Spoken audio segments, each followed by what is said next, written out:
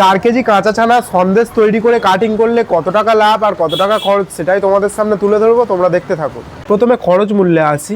এখন 1 কিলো কাঁচা ছানার দাম 240 টাকা, তার মানে 4 কিলো কাঁচা ছানার দাম 960 টাকা। আর এখন আমি পাম্পে এসেছি ডিজেল নিতে, কারণ আমাদের এই ওভেনটা ডিজেল তেলে জ্বলে। আর তাহলে আমাদের জ্বালানি খরচ ধরি 100 টাকা।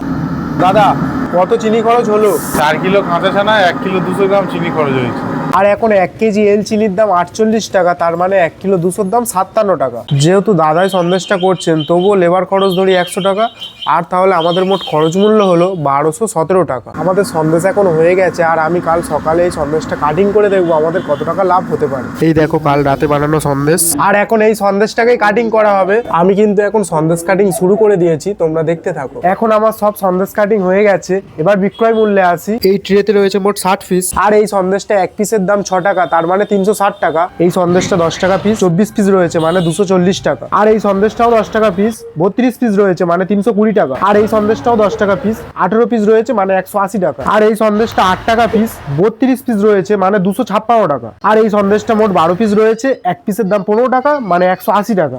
আর তাহলে আমাদের মোট বিক্রয় মূল্য হলো 1536 টাকা।